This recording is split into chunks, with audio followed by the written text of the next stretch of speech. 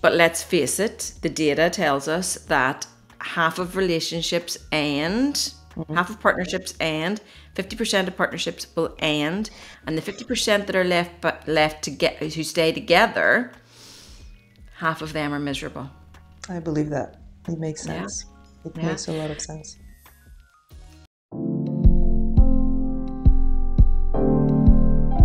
Well, hi there, and welcome to a Sit With Me podcast. My name is Solène, and I am your host. And today, taking a seat with me on the podcast is a relationship coach, a relationship expert. Her name is Lisa. She's a relationship coach from Ireland, and she gracefully accepted to be on the podcast so we can talk about relationships. I am fascinated by the topic because we all are in relationships, aren't we? With ourselves, but also with people, friendships, family relationship, but also romantic relationship, which is what we're going to talk about mainly on the podcast. But the problem is we're not always the best at our relationships, aren't we? Right? We don't necessarily always know how to have healthy, lasting, fulfilling relationship. And this is where someone like Lisa comes in. And on the podcast, she shares her insights and her advice on how to have just that, how to have great relationship, great sex, but also great arguments and healthy conflicts, because it is necessary for a healthy relationship. And I am so glad that she accepted to be on the podcast. I learned so freaking much. I hope you're going to learn as much as I did, because I'm going to re-listen to the episode and take notes on how to, better my relationships. And I think the biggest takeaway is that you can build a long-lasting relationship. You can. It is definitely achievable, but also do not be afraid to ask for help. Just like your health, just like your work, it also requires work, and it is okay to say that you need to work on your relationship, to accept to ask for help and to invite a third party, and also to find someone who is willing to do the work with you, someone who is willing to put the work in. So please enjoy the conversation as much as I did. Write me at asitwithmepodcast@gmail.com. I will be delighted to read your words. Take care of yourself. Share this podcast with a friend if you know that they can benefit from it. And without further ado, please take a sit with Lisa. How are you doing right now? I am good. I've had a lovely weekend. Good. All is good. The weather is not sunny, you told me. The weather, well, we can have beautiful winter days, which I think today might be one of them. Cold, but beautiful. So I think I'm hopeful that today is that. Yesterday, raining all day. So yeah. Us, Berlin is just gloomy, and this morning there was two sun rays, and I was at my window like, oh my God, is this real? Is this really the sun? And so we're slowly entering into the grays, the well-known grays. And then we would be a little bit further up, so our days would be very short. So very soon it'll get. But I've lived in other countries where there is no winter, and I missed winter so badly. Really? So winter's fine for me. If we don't get summer, that annoys me sometimes, but winter is fine for me. Oh, really? You are winter? I think, as a Caribbean person, I'm like, I think I can do without it. But you know what? This year is the first year that I actually enjoy a little cold. Not too cold, but I enjoy a little walk, a little brisk walk when there's a little breeze. It's the first year in my life, because I lived in Montreal, that I'm like, am I enjoying winter now? I think I'm slowly becoming someone who's enjoying the cold. And when it's too warm, I'm like, what is this over 30 degrees? As a Caribbean person, it surprised me. But I was like, this is too hot. Well, you'll never get that in Ireland. So if it's too hot, you can come here. What brought you to Berlin? Well, I wanted a life change. I wanted to find myself, and I wanted to figure out what makes me happy in this life. I spent years working, and I was like, wait, I think I want happiness in this life. And I decided to take a one-way flight ticket. I knew a little bit of the language because I lived in Austria for a few years. And I was like, well, there are not many countries where you can speak German. I've done one. Let's go to this city. And, Berlin, it's always very attractive. People talk about Berlin being such a great city. So I said to myself, you know what? Let's book a plane ticket and see where it goes. And I've been investing this year into transforming my life. And this podcast is kind of a result brilliant. So brave. Of this new chapter, hopefully.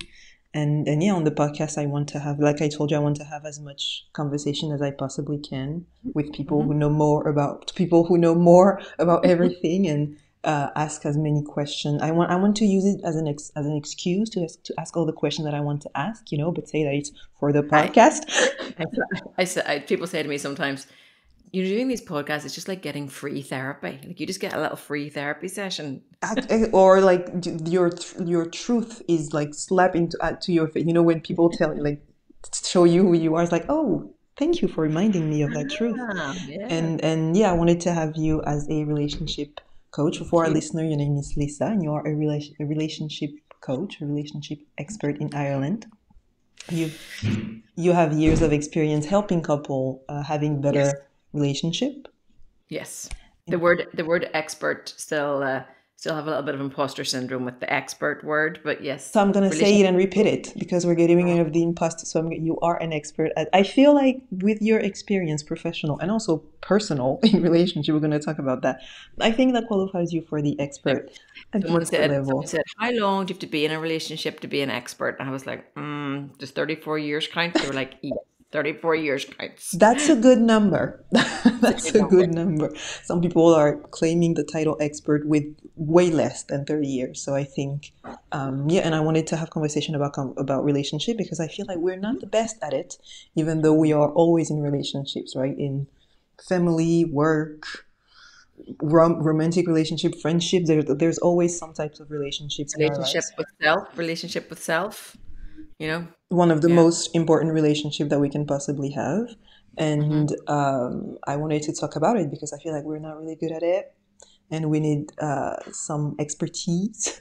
And it's great to talk to someone who knows better than me because I've been really bad at relationship. But we're going to talk about that later because I've read about your work and you were in HR before. Yeah. And I wanted to know, how do you go from, what was the pivotal moment where you're like, right. I want to know how too. I want to know how as well. I was in HR and my husband and I have another company together and my role was HR in that company and I loved it. And as my professional development, I went and did a life coaching course really for my business and for my personal development. And also I thought I would just help my staff there. So we have over 60 staff. So I just thought this would be a really good tool for them to have in their toolkit. So that's how it started. I just did it. That was my only reason really. So I trained as a life coach. And while training as a life coach, did my own therapy, did my own alternative therapies, put the whole thing together because training for as a life coach really challenged my belief system, the relationship with self, really, really huge. The module that I did on you are not your thoughts and your thoughts lie to you, I had to close the computer. I was like, I'm out. Absolutely out. Not doing this. This is ridiculous. Out. Because I identified as my thoughts. What was challenging at that moment when you went? What was the response? The resistance? All the limiting beliefs. The section on limiting beliefs about what you believe about yourself, whether it's about your education or your relationship status, or you said there now, I'm bad at them. Need to maybe push into that, So limiting beliefs that I had about myself, that they were my core values. I believed them in my very cells, and when I was challenged to say, no, they're just lies, that they're just thoughts. They're not, there's no evidence to support them, then they're just thoughts and you have to let them go. I was like, I can't do this. This is too much. So I had to go to it's too much. This is just ridiculous. I'm 42 and I never knew that my thoughts lied to me. Yeah. Wow. I'd never really heard of imposter syndrome, all that sort of thing. So I have to remember this is 10 years ago. So it's much more in the mainstream now. Absolutely. Instagram and TikTok have done a great job. People on Instagram and TikTok have done a great job, And here in Ireland, going to therapy, anything like that was very not heard of. Again, the younger generation are definitely embracing that more. Universities are providing counseling courses, all that sort of thing. So that's great. But 10 years ago, that was not the Yeah, story. I was talking about that with another guest, and the fact that I'm so glad that our relationship, our sorry, generation, we're so much more open about. I mean, everything that is energy and thoughts, the power of your thoughts, the power of your mind. Now we talk about it as if it's normal, but I also came from a very religious background. mm, So that was another just hurdle that I had to get over, So anyway, did my own therapy, did alternative therapies, and yeah, that's where it started. That's how it started. Then all the things that I was learning through doing my life coaching, I was like, these are all so relevant to relationships. yes, Yeah. And relationship to self first. yes, And as the universe would have it, my husband and I then went through a patch. I would call it that we got a little bit lost in the weeds. Does that make sense to you? yes, So it was yes, a little bit, we got a little bit distant, we got a little bit lost. Our business at this stage was going through a huge transformation, and it was just all we were talking about. We forgot to go on dates, we forgot to celebrate our relationship. We were arguing about the same thing over and over again. And our eldest daughter said, "Are you two still arguing about this stuff?" And I was like, "That's it. We're going to talk to somebody." So it was a perfect storm. yeah, It was a perfect storm. So when we went to her as for couples therapy, again, huge shame and guilt. Again, 10 years ago, not heard of, not done. And we were that couple. Oh, they're so in love and so couldn't tell anybody. Shame and guilt was massive. And my mission now is to take away the shame and guilt. I really think that if we got rid of the shame and guilt, people would educate themselves about how to have yes, yes. I relationships love every day. that, and I love that you just touched, and I'm just gonna touch about that for a moment because it's so important. I feel like we accept that we need to work on our health to be healthy. We accept that we need to learn new skills. For example, your life coaching for your work. We accept that we need to put in the work to have a good job or to have a better job or I don't know, to Personal, be healthy, etc. professional development is a very normal It's thing. like normal, but when it comes to our relationship, it's the only thing that I don't know. We believe that it must come easy forever and ever for both, for I mean, or three people. I don't know, for all the Whatever people way. in the relationship. Like it's the only thing that like should come easy, and we don't need to work about it. And it's shameful, and there's shame and And it's guilt. and it's the only thing I sometimes think about, like when people decide to move in together or there's the big wedding day. It's the only thing. I sometimes equate those to, like, you get a new job. So you get a new job and you have 6 months probationary period. You have 6 months training. Mm, We don't even start people in our other business. You're not allowed to be really in the door until you've done X, Y, and Z online training. yeah. Okay. So all that sort of stuff.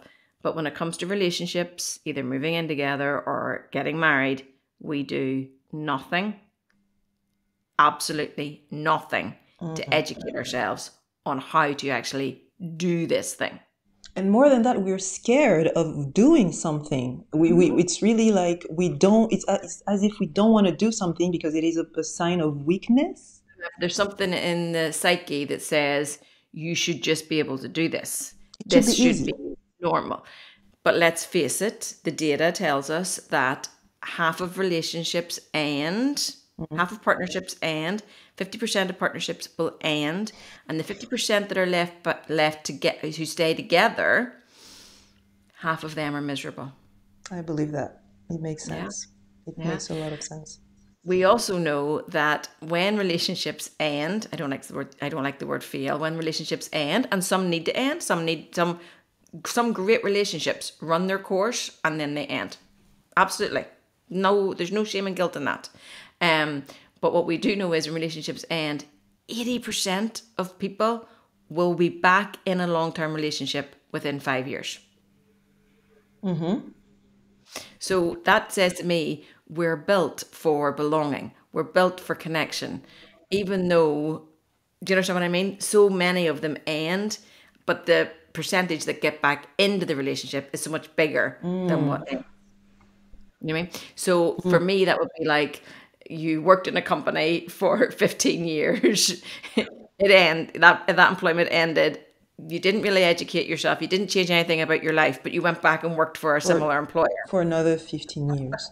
But do you think that people, because I saw that on your website, you know, you talk about jumping ship.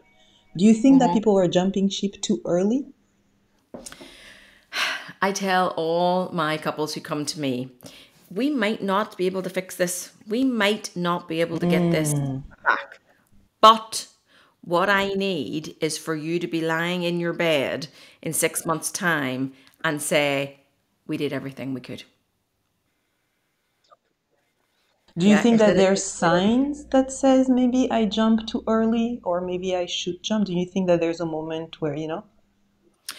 I think if we jump without going to coaching, without doing an online course, without learning the new skills, I think we might then think to ourselves in 6 months' time, why didn't I go to therapy? Why didn't I do this? I know if it had been for me, I know if it had been for me, and I don't think that we were at that stage. But if we hadn't have gone to therapy, I could see us of getting to that stage. And I know for me, I would have lay on my bed thinking, why did we not try therapy? Why did we not try coaching?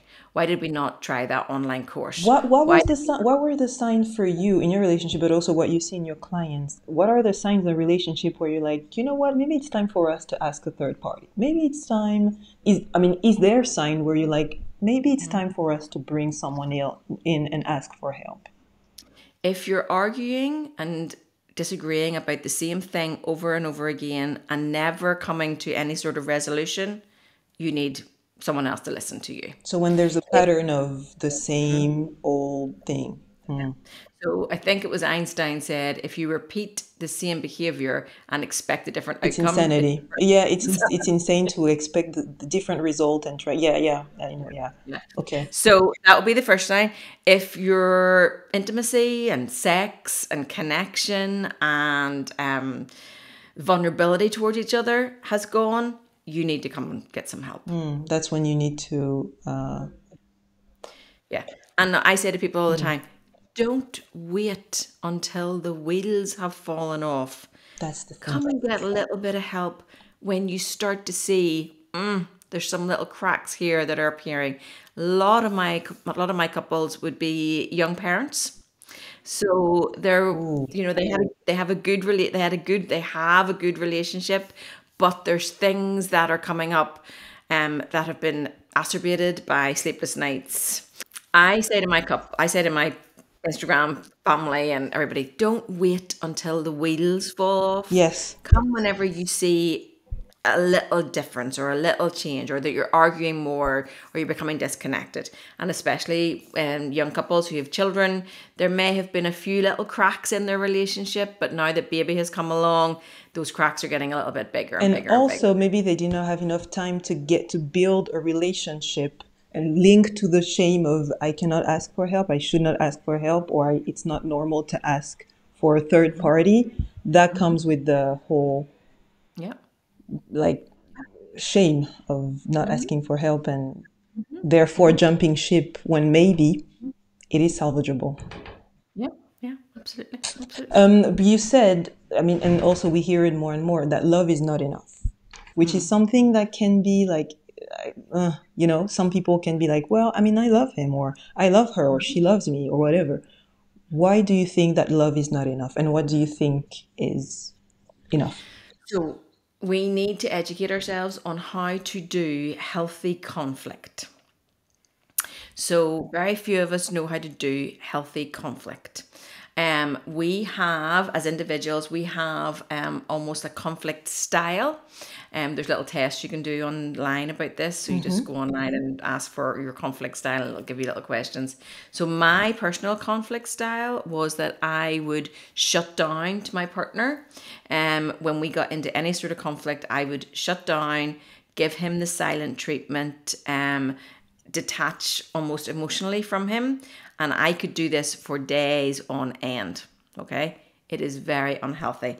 In this country, we call it huffing I have no idea why we call it huffing. I think it's like huffing and puffing, huffing and puffing. I don't know. But anyway, so silent treatment, cold shoulder, that sort of thing. It is actually emotional abuse, and we should not do it. Okay. Now, that is totally different than saying, I need a little break. I need to think about this. I know I'm going to say the wrong thing here. I need to go and soothe my nervous system and calm down for a minute or half an hour or 24 hours. That's totally different than shutting your person out emotionally and giving the silent treatment, and then maybe even not knowing why they're getting the silent treatment. Yeah. So when we went to therapy, she said, how do you guys do conflict? And we explained to her how we did conflict, and she said, that's emotional abuse. So my response to that was to give her the silent treatment for the rest of the session. Yeah, because that's how you knew how to resolve issue. That's all I knew. And I learned it from my mummy. Yeah, most of the time, yeah. So we learn an argument style from our family of origin. Yes. Okay. Yes. And then we carry that into our relationship and we think it's normal. That was one of my questions when it comes to, breaking generational cycle, because most of the time you end up recreating the patterns that you see in your parents or in the adults, around you. How can you make sure that you do not get in a relationship with one of your parent, and how do you make sure that you're not recreating, like you, the same unhealthy coping mechanism or like conflict resolution? Well, I am an expert in some places, but I'm not an expert in why we get into relationships with one of our parents. But what they tell us is we will get into a relationship with one of our parents. Don't say that. All right. Okay. Oh, God. So, Gabor Mate would be the best person to get on the podcast to talk about this, but it's all childhood woundedness, and they're telling us now that we pick someone subconsciously to work through that childhood woundedness, and it's just terrifying. Yes, I was about to say it is terrifying. It's horrible. I just don't know what else to tell you. It's horrible. So let's do the inner work before we get into a relationship. Yeah, let's do the inner work before we get into a relationship. And when we see that woundedness coming up, so how we know it's a wound is if the reaction is too much for the event. So that makes sense? Yes. So my husband and I might have had an argument about something about the children or something he said. The or reaction is I like said. time stamp. And my reaction is, I'm not going to speak to you for 3 days. Okay. It's a wound. Yeah. I'm good with silent. I'm so good with the silent treatment. It's like giving you the cold shoulder and expecting you to understand or to know in advance what it is. And there's something in us that feels great. That child in us feels really protected. Yeah. What do you mean protected? When we shut down, we give our partner the silent treatment. Yeah. That child in us feels like we've got this. Okay, it's a survival technique, a protection for our younger. It's not the adult showing up in the relationship. It's the kid, us, the child. There's a gentleman called Terry Real, and he says that when his wife and him years ago would get into conflict, it was almost like the grown-ups could sit in the corner and have a cup of tea or a beer and watch the children fighting like their younger selves. Yeah. And that younger self fights to be right. The grown-up mature self who's done the work wants to be heard. Okay, I would have thought it was the opposite. I would have thought the adult fight to be right and the child fight to be heard, but you're saying it's the opposite. The child wants to be right, wants to be interesting. Isn't it fascinating? And so what is the biggest source? Because that is the biggest source of arguments, right? It's when what you think does not match. Yeah. Expectations meeting reality. When expectations don't meet reality, we end up in conflict. Okay, the expectation could be that you thought that your partner was going to start putting the dinner getting the dinner started. You might have thought that your partner was going to put the dishwasher on. You might have thought your partner was arriving at 2 o'clock whenever the conversation was actually 3 o'clock. It's expectations meeting reality. Okay. So what we have is, and it doesn't matter, as I say to people, it doesn't matter if it's about a pair of shoes lying around the sunroom or a massive thing. It's always the same. There's a rupture. It's always the same. A tea bag in the sink, a pair of shoes lying around, or a huge thing, okay? A rupture. And we have to learn to sit in the emotional tunnel and get to repair. Okay. So the moment that you realize that the reality is not what you've expected, you need to sit in that and not get into the reaction of like cold shoulder or silent. Okay, in that moment, you stay in it and you figure it out. And do you express your expectation then? So it could be as simple as you say something to your partner like, let's go out for dinner. And your partner says, no, don't really fancy that. That could trigger something in you, okay? Mm-hmm. So it's about saying, oh, there's a feeling in my body. What is that feeling all about? I know I'm getting angry, but what's actually fueling the anger? So I'm getting angry with them because they won't take me out for dinner. Or I'm getting angry with them because I feel that they're not seeing me, that I've cooked all week, whatever it is, okay? So what's fueling this anger? What's fueling this anger? Okay, I feel a little bit unseen. I feel a little bit unheard. I feel taken for granted, whatever it is. But we can't get into those feelings when our nervous system is flooded with anger. So we have to learn techniques to soothe that anger and get into the feelings. And then so that's the rupture. That's the work we need to do in the rupture. Then we need to say to our person, something's happened and I need to talk to you about it.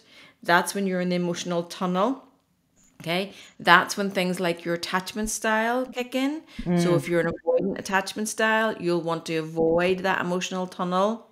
If you're an anxious attachment style, you'll want to stay in that emotional tunnel and talk and talk and talk and talk and talk. So it's about recognizing what your attachment style is, staying in that emotional tunnel and using our I feel words. If either of you become activated or nervous system is flooded again, you can take a step out of the tunnel and say, hold on, I need a minute. I need to calm my nervous system. I'm going to go and walk the dog. I'm going to go and watch a YouTube video. I'm going to listen to a podcast to let my nervous system calm. I'm going to go and do some breathing exercises. And then you come back into the tunnel. If you're with a male partner and he asks for that little bit of space and goes to his man cave, do not follow him to his man cave. Allow the person to get out of the tunnel the way they want to. Is that it? And if you're an anxious attachment style, you're more than likely with an avoidant. So that will activate you. Oh, so do you think that we're pairing with the same attachments? So we're pairing with our parents and the same that is great. No, we pair with the opposite attachment style. Oh, with the opposite. If you're anxious, you'll pick an avoidant. And an avoidant will pick an anxious. Okay. Wow. And then look at your parents' relationship and see how that all figures out. It makes total sense. Oh my God. Okay. This is okay. Wow. Okay. Yeah. So our job is to become secure attachment style. Okay. So if we have two, so my husband and I are now 95% of the time secure attachment style when it comes to conflict. So we have very little, I'm going to say with very little difficulty. It's always hard, but we can sit in that emotional tunnel in a very healthy way. Okay. So if you're with a guy and he says he has to go to his man cave and he needs to soothe his nervous system, let him go. But if you're an anxious attachment style, you might need to say, okay, babe, but can you make it just half an hour because I am, or okay, babe, but you promise you are coming back, or okay, babe, even if we need to sleep on this, but promise we'll talk about it tomorrow. So that avoidant attachment style may need to put in some words to that anxious saying, I'm too flooded right now to talk about it, but I promise we will. So it's about communication on both sides, right? It's the you need to express that you need to get out of the tunnel. You also need to express to the other person, okay, I understand that you need to get out and get out if you need to, but however it makes me like it's about communicating all those stuff. But why are we so scared of having those conversations? Why are we so scared to talk to one another about Well, things like that that are necessary? we need to have those conversations when we're not in conflict. And we wait the conflict because otherwise we think we are in a Disney Channel fairy tale. And we don't want to talk about conflict when we're not in conflict. We need a game plan for when we're in conflict. You need a script. You need to rewrite. You have a script and it's poor. Yeah. Not you, not pointing at you. No. I get it. I get it. We all have a script and it's poor. We need to rewrite that script. And someone said, I was doing a talk for some guys at a gym and they were like, Lisa. I said, yes. This is just like sets and reps. This is sets and reps. And I said, this is sets and reps. Okay. You've been doing sets and reps in a certain way. Yeah. Now I need you to practice these new sets and reps. Just repeating and repeating. For the competition, which is for the grand finale, which is when the conflict will maybe unavoidably, arise. It's about, okay. Yeah. So relationship take a lot of work. It does take a lot of work. If we get this rupture and we sit in this emotional tunnel, we may have to take a little 10-minute break to just soothe our nervous systems. But, with maturity and figuring out working on our attachment styles and doing the inner work, we should be able to sit in that emotional tunnel and get to repair. Yeah. And when we get to healthy repair, it actually strengthens our relationship, where unhealthy conflict depletes our relationship. Absolutely, because you feel connected, you feel strong, you feel capable, you feel. And what was the word I said earlier? You feel heard. You feel heard, yeah. You feel have to be seen. right. Yeah. Being seen, heard, and celebrated in your relationship, that's what we're looking for. Being seen, heard, and celebrated. That's all you need to feel in the relationship. But And when you're in the middle of conflict. Yes. You're doing all the work so that.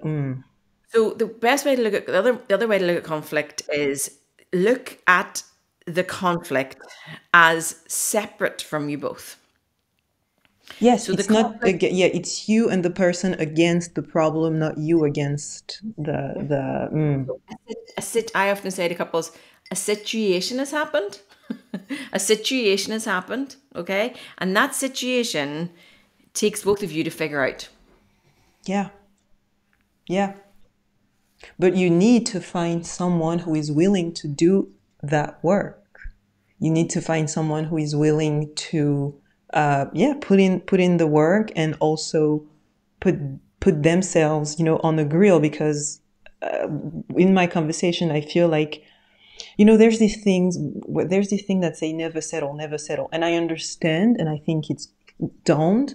But I feel like my generation, we are taking it a little too far, where we are not even willing or ready sometime to do the work because of this quote unquote never settle, in the sense that, instead of working on myself, instead of learning how to soothe my nervous system, or accepting that the person in front of me needs something from me, I'm just going to find someone who, I'm not going to settle for that. But it's like, or you could do the work. Does that make sense? Do you know what I mean? And I feel like I see that, unfortunately.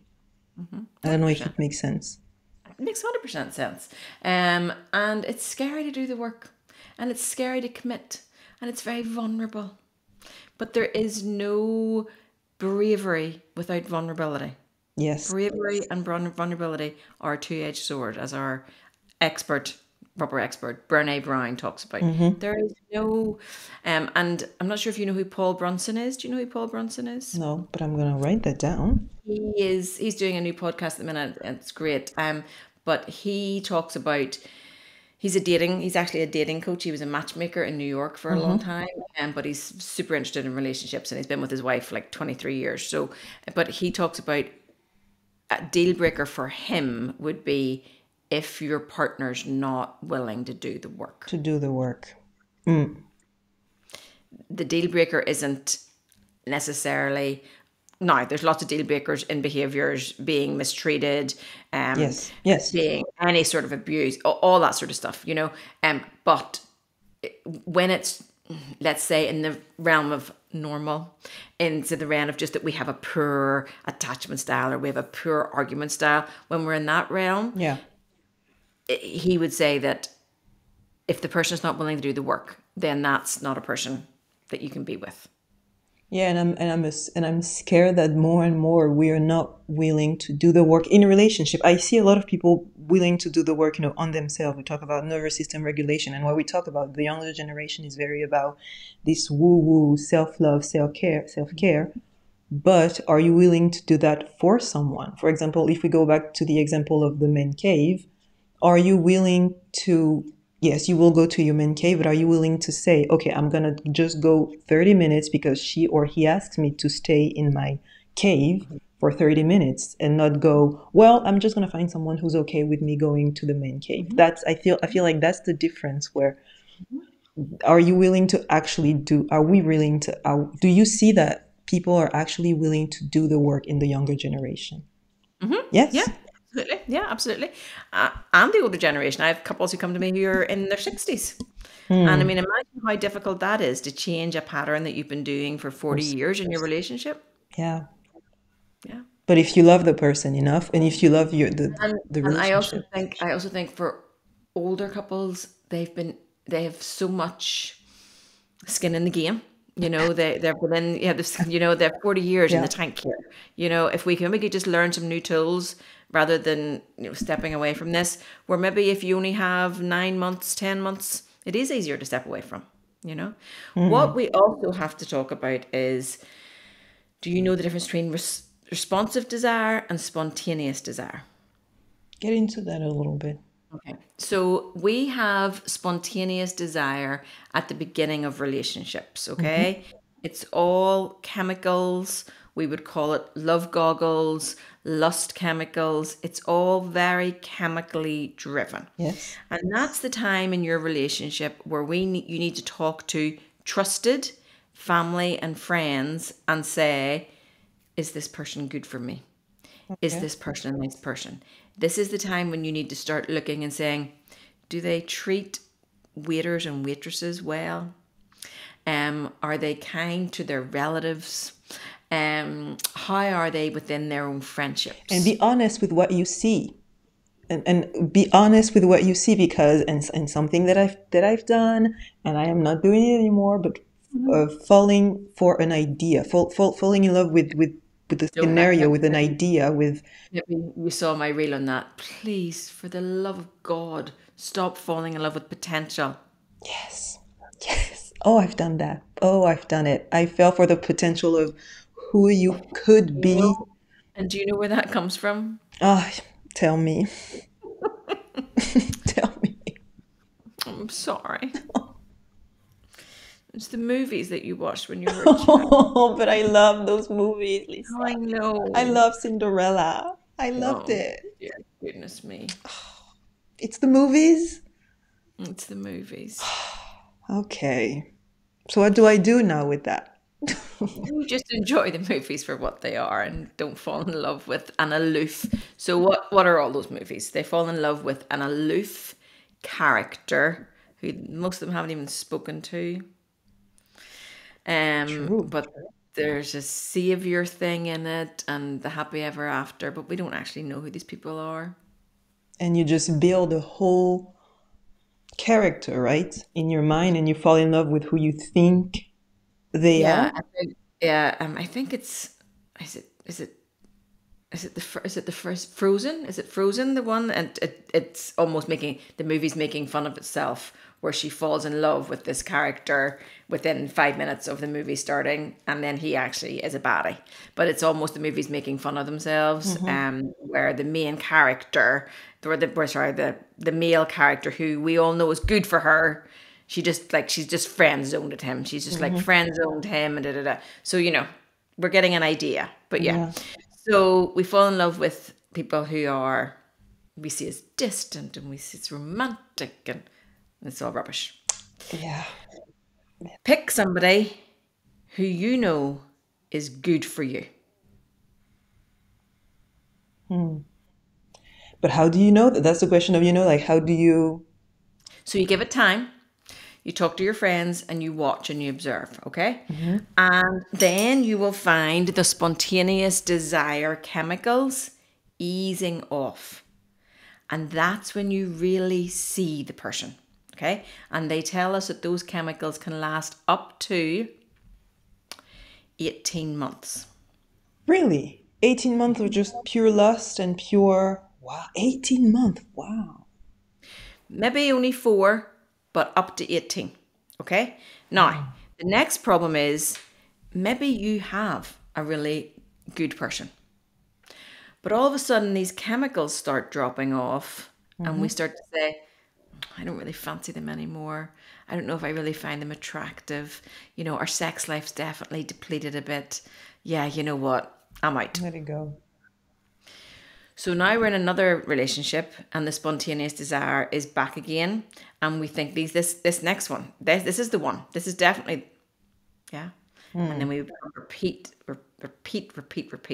So when we know about spontaneous desire, that it is chemical based and it will ease off, then the job is to move into responsive desire. Okay. And responsive desire is twofold. Responsive desire is things like seeing your person in the distance, maybe, cooking, maybe out at a bar chatting to their friends, and you walk in, an hour later because you've been at work, and you're like, oh, there's my person. It's about seeing them separate than you. Okay. We had huge problems with this during COVID. Yeah. I had a woman tell me once that I cannot stand him. I can't tolerate him. I just can't, Lisa. And I was like, okay, so before COVID, they were together like 15 years and the children together. I was like, before COVID, you liked him? And she said, I cannot look at him. And I said, okay, what is it that you miss terribly? She said, I miss his white shirt sticking out under his suit. Interesting thing to miss. I miss him leaving. And coming back. Oh, wow. She married a businessman who got dressed every morning, put a suit on with a white shirt, left for business and came home. Yeah. That's who she married. She did not marry A working from home in his man. sweat gym gear. Wow. That is responsive desire. Okay, but so can she fall back in love with him? He said, sweetheart, I can fix that, no problem. And she messaged me and she said he's sitting at the kitchen table in a suit. Aww. And it does, yeah. He still couldn't go to work because it was COVID. But yeah, I mean that's not his fault. I know people will be listening to this going, that is the stupidest thing I've ever heard. What does that say to her? That says a lot about him, about her. I hear you. I celebrate you. And maybe he missed also, wearing the suit. Yeah. Maybe he wanted to wear the suit to. And maybe he just didn't even think about it. But as soon as he heard from her that it was a problem, he fixed it. Wow, that's love. That's care. That's care and love. Wow. Kindness. I say to people all the time, kindness is so underrated. Yeah. I think so too. I'm sure if he told his friends that story, his friends would be like, you're an absolute blah, blah, blah, blah, blah. Yeah. But he cares for his wife. He wants his wife to be happy. That's beautiful. Yeah. Yeah, just caring, yeah. Yeah. I had somebody else tell me in COVID that with one of these discussions, they were like, we're going to kill it. We're in this house. We're going. And I was like, right, okay. I know we can't go anywhere, but you have to separate in the house, if you know what I mean. You do a job, they do a job. She messaged and she goes, he's out cutting logs right now, and I've never been so attracted to him in my whole life. Well, would you look at that? Exactly. Would you look at The second part of because the thing is, see, when we go through that spontaneous desire, there's a little bit of a chance that we become a little bit codependent in that spontaneous desire. We're just doing everything together and our so anyway, so that little bit of distance is really, really healthy. The next part of the next part of that sort of desire is responsive desire is that you may not be really feeling like having sex with your person, but you make the effort to start kissing, hugging. You make the effort to have a date night. You make the effort to say, let's have sex this weekend at some stage. You make that effort. You almost put it in the diary. And when you start kissing and touching and hugging and have gone on the date and you're emotionally connected, your body goes, this is not like that. I think I like this. Yeah. I may have 50 other things to do on my to-do list, but actually, I can give 20 minutes to this. Is this how you help couple kind of reconnect on a deeper level? Because there is a problem with intimacy. I mean, in every couple. Is this how you help them kind of connect on a deeper level to regain? So what we know is generally women need emotional connection Yes. to have the physical. Yes. It's easier for men. Generally, it's easier for men to have the physical without the emotional, and the emotional comes after the physical. That is something that is so interesting to me. It's because it's really a different functioning of it's like physical and then emotional, when for us it's the complete opposite. How do you find Who do you think has the worst rate of satisfying sex and or orgasm? who is the least satisfied? Oh, I'd say woman, hands down. Heterosexual couples. Oh, yes. Yes. But yeah, absolutely. Yeah. We still have the orgasm gap, yeah. Heterosexual couples. Yeah. Ooh. That's not. But it's interesting because at the same time, men, they want the physical. They are satisfied with their own satisfaction, I guess. It's And I would hear a lot from women, I just want them to give me a hug, give me a kiss.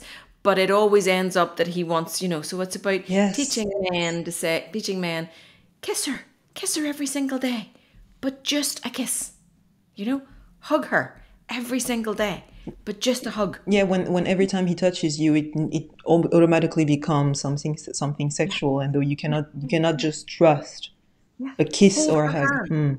Hold her hand when you're out walking. Rub her feet. Give her that cuddle that doesn't actually have to go anywhere. It's just a standalone activity. And it's interesting that you talk about, the orgasm gap, because I do see more and more women kind of divesting from relationship, and certainly because of that, right? Where I hear a lot this never settle, never settle, never settle, which I think it's great, but I think that there's pros and cons to that approach. But I do see more and more women kind of divesting and being like, So what we know is the two hardest things for couples to talk about are finances and sex. Yep. Okay. What do you think are the most damaging things in relationships? Finances and sex.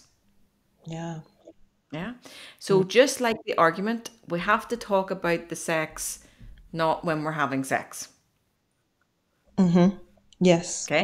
Yes. So things like, I really enjoyed that time we had on Thursday, but I really would need more. Okay?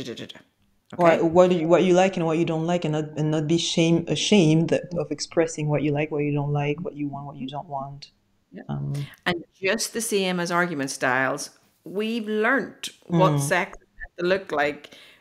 But let's face it, how many of us have actually seen or talked about what a healthy sex life is? Yeah, no, that's not part of our education. No. Do we need to make it more normal that we need to know that women need at least 15 minutes foreplay? Yeah, I realized that it can take. I mean, the build up can take 15 minutes or the whole day. To reach a point where you feel comfortable. You'll like this one. Esther Perel says foreplay should start right after your last orgasm. Ooh, interesting. Yeah, that you should always be in a state of Yeah. foreplaying. Mm. I mean, I have had people tell me that they find nothing sexier than their partner emptying the dishwasher. That is, yeah, okay. That is a way to see it. Carrying the mental load, especially for women who maybe aren't working and are home with the children, or are working and carrying that mental load of looking after the children as well. Hmm. That is so depleting doing that yourself. Yep. They, as for a woman to then think, oh, right, okay, let me add sex onto this list of things that I have to do. It's Yeah, not when it sexy. becomes a thing to do on your to-do list, ooh, Not sexy. that's And not. if you are doing everything and your partner is not carrying that mental load with you, Yeah, and I think that we have a different perception of what sexy is, right? Sometimes in my past relationship, just seeing the person that I'm with, just talking confidently to someone, I'll be like, "Ooh, that's just that, just being confident, or the way they would walk, or the way they would carry themselves, or the way they would form a sentence." I would be like, "Ooh, that's wait a minute, we might need to get in the room." You know what I mean? And I feel like if you don't express the things that you find sexy, the things that are a turn on for you, you might get into that, intimacy, I don't know, rut, where you don't understand one another and you don't understand what you need. and I say to my couples all the time, just, I'm not saying on Saturday night at 7 o'clock, we're having sex in the diary. I'm not saying Yeah. that, but be conscious of, ooh, there's a week has passed and we haven't had sex. What's happening in our work-life balance that we're not having that time Of together? course. What's happening with our emotional connection that's become unimportant to us? Okay? Because once 1 week passes, and then 2 weeks passes, 3 weeks, now we're at a month. Because Now, it's going back to what we say. If once 1 week passes and you haven't worked out, then it's easy for 2 weeks and 3 weeks and a month, and then you end up, it's been a month, 2 months that you are in a intimacy rut with your partner, and then who's bringing that up? After a month, who's bringing that up? without being angry, without being resentful, without being like, you haven't made love to me in a month. It's like, well, we have not exchanged. And if Interesting. there's something that I could teach everybody, would be to not use the you word. What do you mean? You haven't made love to me. Yeah, but I mean, something. It's the first thing, right? It's the first thing instead of. So instead of using the you word, we flip it and say, I miss us. Ooh, that takes vulnerability, though. That takes vulnerability. That takes effort to say that. So much easier to say you. Yes, blame the other person. Project, and it's the protection. I feel like it's you. Therefore, you don't involve yourself in the problem. Like, it's not a you problem, right? It's an It's them the problem. other person, and yeah, it's the vulnerability. Remember we talked about it being a separate thing? So when we say things like, I miss us, it's almost like we're talking about this thing. How can we regenerate? It's us against the intimacy rush, not you and I conflicting about the intimacy. Wow, I've done And we things can wrong for a long time. I've done things wrong. no, I have to have we word with that self-talk there. I've learnt so much today. Yes. Oh, yes. Oh, that is for sure. I'm gonna write that. I'm learning a lot. But I'm learning. talking about self-talk, you stress the importance of self-love and self-worth in relationship. Can you please explain why? Because I totally agree with you. Can you please explain the importance and the impact that has in your relationship? I feel if we had secure attachment styles, we would be able to manage, if that's the right word, relationships better. And secure attachment style says, I love and accept myself. I'm Yes. obviously going to make mistakes. I'm going to say that silly thing. I'm probably going to listen to this back and think, Lisa, why did you say that? That was a silly thing to say. We can always be improving. We can always be developing. But at the core, loving and accepting ourselves, and then finding someone who loves and accepts themselves, and build a beautiful relationship? Why are we out looking for someone to love and accept us when we don't love and accept ourselves? Absolutely. We're trying to fill a void that is unfillable because we are not doing the work ourselves. Who is your so we would call it like a hall pass. Who's your person that, if they appeared, wouldn't matter if you were in a relationship or not, you can have a romantic evening with them? Who's your person, a famous person? Me? I don't, you know what? That concept, I find it odd. Like a person that, oh my God, I don't, you're putting me on the spot. A person that no matter what, an evening? So, yeah, it's just so like mine would be Chris Hemsworth. I'm never going to do this. This is not going to happen. Okay. I'm never going to do this. It's not going to happen. Not going to happen. Okay. Scarlett Johansson is very popular for some people. So Okay. who is yours? Who's your movie fantasy person? I don't have a movie fan. Should I have one? A singer? Oh my God, I do not have one. I'm going blank. What does that mean about someone to have a? I'm gonna think about it. Answer it. I often say it wouldn't matter if Chris Hemsworth came to fill you up. Okay. If you do not love and accept yourself, it's not going to be enough. You even if you have your dream partner, you can F it up. And because you are in self-hatred. Yes, I believe that. I believe that 100%. And because I've experienced it myself, there is no point in trying to get love from someone. I mean, if you don't have it for yourself, it will never be enough. You always seek for more, for more, for more. And if you cannot reassure yourself, someone else can tell you how beautiful you are. You will never believe it up until you find yourself beautiful. And you're much more likely to get into an abusive relationship or a codependent relationship if you haven't gone on that self-love journey.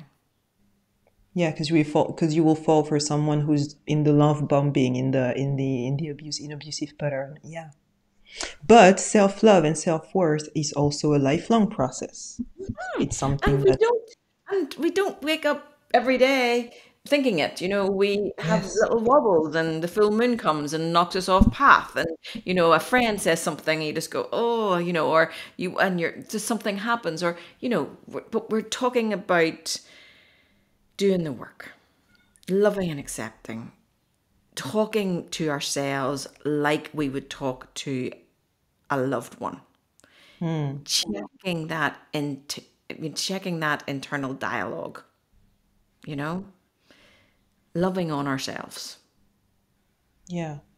Instead of beating ourselves up. But also, I feel like without letting the ego drive the relationship, though, because sometimes self-love can also be borderline, I feel like there's a thin line of like self-love. Yes, I love myself, but without the ego. I don't know if that makes sense. I mean, something that 100%. And then we get into a little bit of narcissistic traits and things like that. And we go to the I, or you, but not us. It becomes all about you.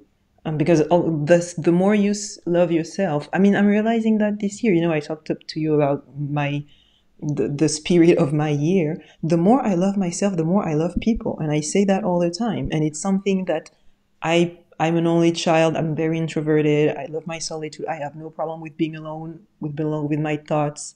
But I'm realizing that the more I'm doing the work of loving myself, the more I enjoy actually people, the more I have empathy for people. And I feel like it should be the same in a relationship, where that self-love should pour itself into the common cup that you both have, right? So we want two secure attachment style people, loving and accepting themselves, and those two people building a relationship. That's beautiful. So it's not they're my other half or anything like that.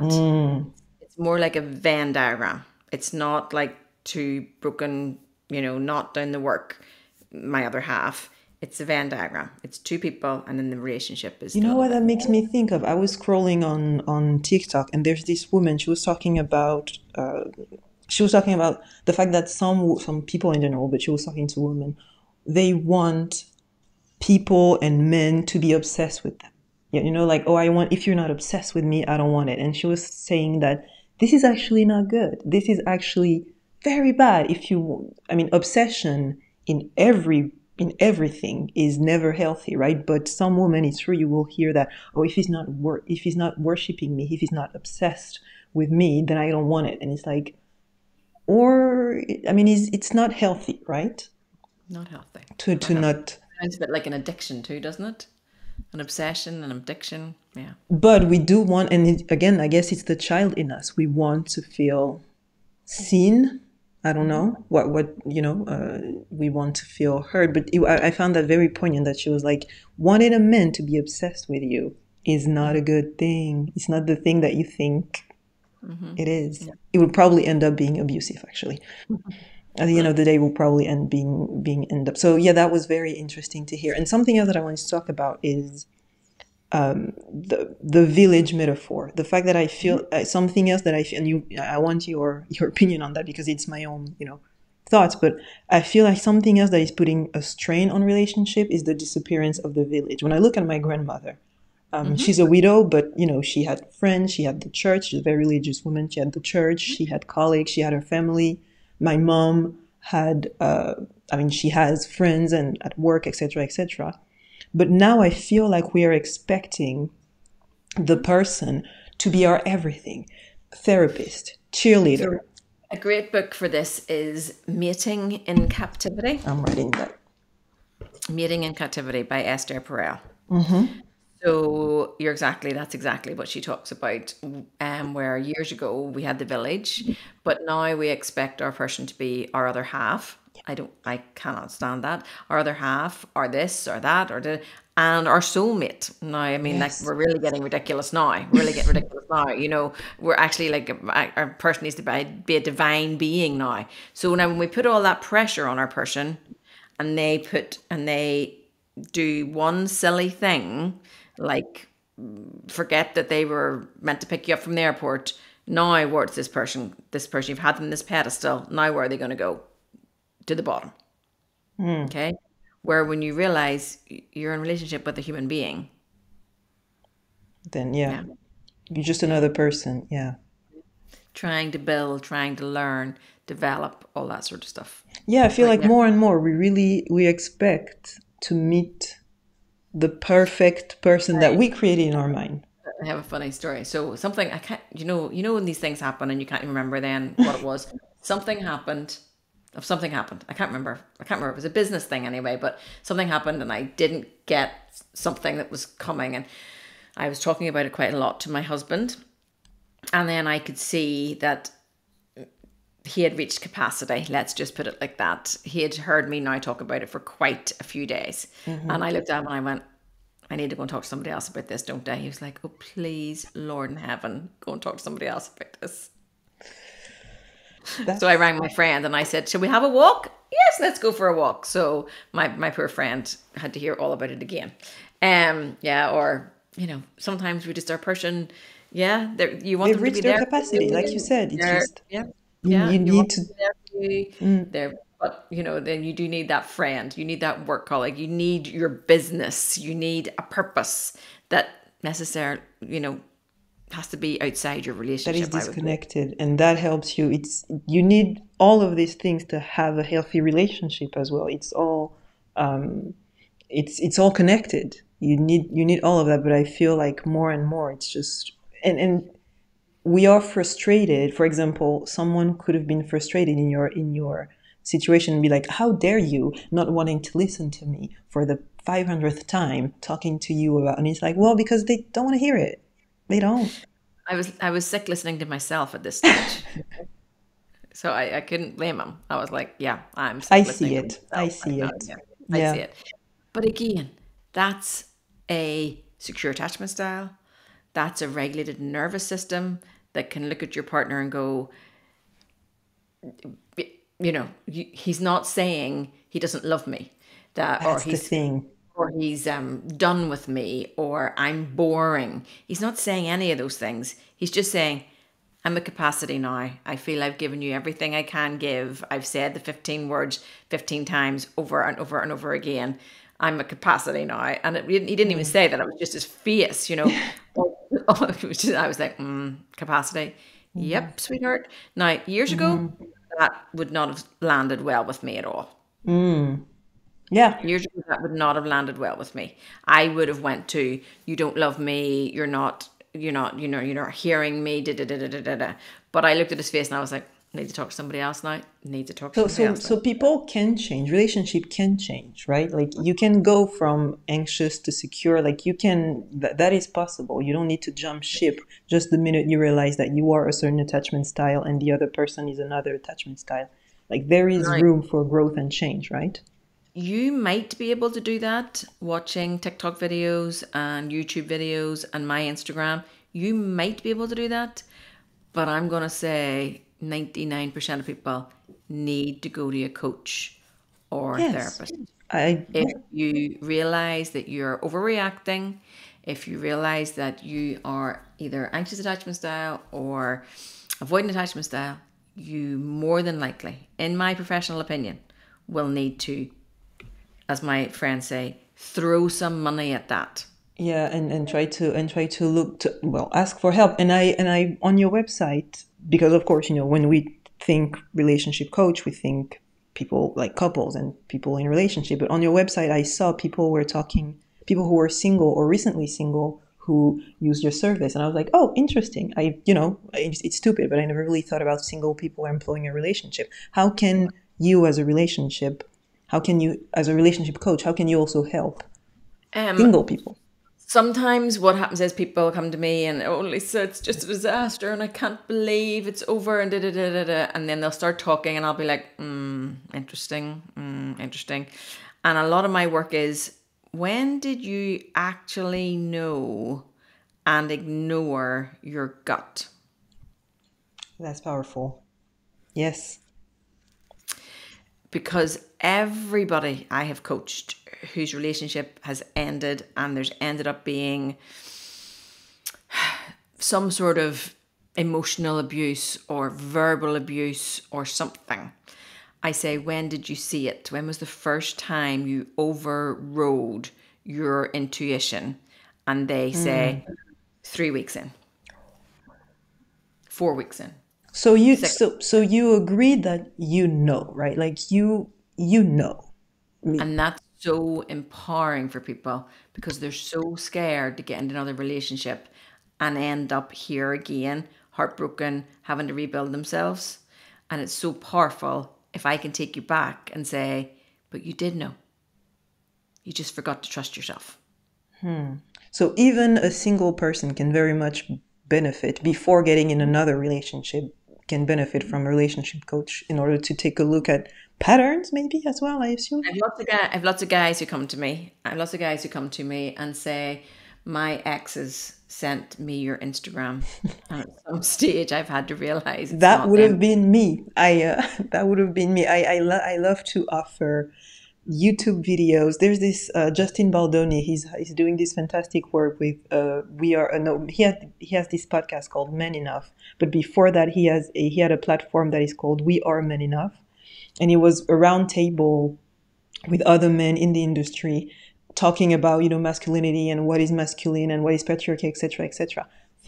I gifted those conversations to my partner at the time, to my ex-boyfriend at the time. And I was like, maybe you need to watch it, and he loved it, and he shared it with with friends of his, because he was willing and ready. At first, he was like, "You gifting me a YouTube video?" I was like, "Yes, you must hear that." And I'm definitely the kind of person to be like, that maybe that can help. So yeah, I can see that. But no, I love the fact that you also provide services to single people, because we often think that you only do the work when you are in a relationship. The work starts before. Yeah. And a lot of people come to me and they say, Lisa, X, Y, or Z is happening in my relationship. And I know it's me. That's Ooh. That's very nice. People say that as well. I know it's me. I know it's my attachment style. They're actually great. Now, I'm sure they have work to do as well, but they know that they are the ones who are causing drama.